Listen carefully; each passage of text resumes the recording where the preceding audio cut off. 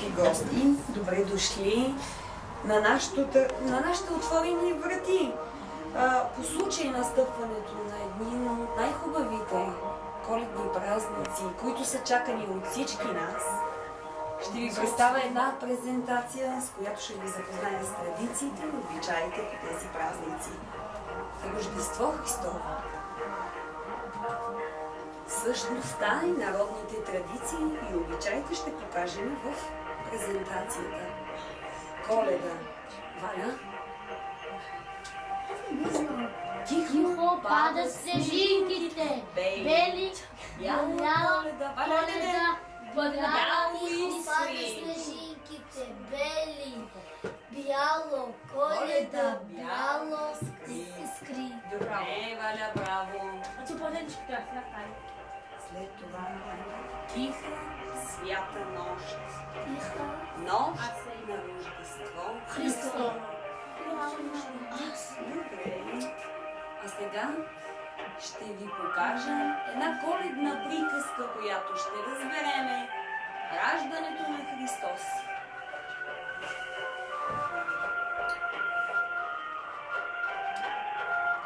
В малкото градче Назарет живеела скромна девойка на име Мариян. Ето, виждате ли го градче? Ето го, градчето, в която живеела Мариян. Ето го Бога.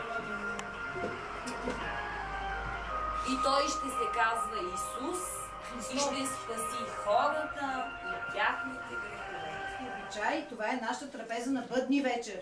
Вижте колко много ядене има на масата. Всичко е постно. С боб суфенка имаме тук. Какво е това? Тиквеник, имаме питки, имаме ядки, имаме плодове. Това е всичко.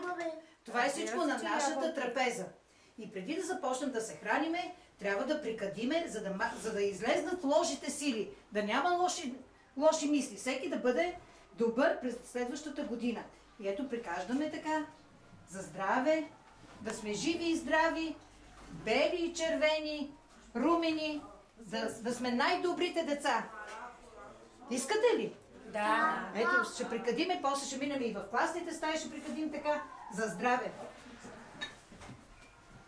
А знаете ли защо наричаме бъдни вечер? Бъдни вечер, защото мислено си пожелаваме да сме здрави и щастливи за бъднините. И за това се казва бъдни вечер и още малка Коледа. Значи след тази трапеза идва и най-хубавия празник – Рождество Христово или Коледа. Коледа, тогава тръгват и нашите коледари.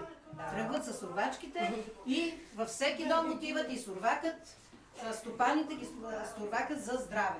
И те им дават кравайчета, дават им парички, дават им ябълки с питка, сол и мед. Която също се разчупва от най-възрастния в къщата, като първото парче се нарича за Богородица. Ето това парченце дава за къщата и после за всички, които са на трапезата. Това парченце ще бъде за Богородица, нашата майчица, да ни пази, за да бъдем добри. И никога, дечица, не забравяйте, че трябва да сме добри. Това е най-хубавия семейен празник.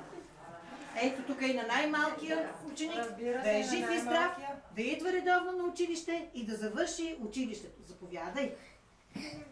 Ето и на Ангела, заповядай, Ангеле, да си жив и здрав. Госпожо директор, какво е това? Това е нашата трапеза. Заповядайте, забравяйте си. Госпожо Кандиева, да сте ни жива и здрава, много късмет, много творчески успехи ви желаеме. Заповядайте. Живи и здрави всички, весели празници, много здраве на всички. Много късмет, много щастие и винаги да има пари. Защото зависи къде ще е паричката. Гошко, заповядай за тебе. Може да си топчете, ето тук има чудица. Би трябвало най-добре, когато остане в къщата, а ние сме оставили парченце за вкъщи. Точно, да. Така че Най-добре да паричката и ще училище, всички да са здрави. Всички да бъдете много послушни през следващата година. И да не забравяме, че трябва да сме добри един към друг. Заповядай.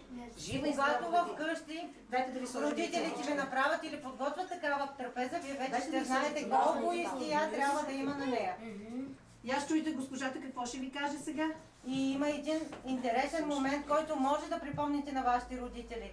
Значи, когато всички сте се събрали на бъдни вечер вечерта, при всеки трябва да има едно орехче. Защо? Защото всеки щупва своето орехче и когато ореха вътре е цял и бял, ще бъдете здрави през цялата година.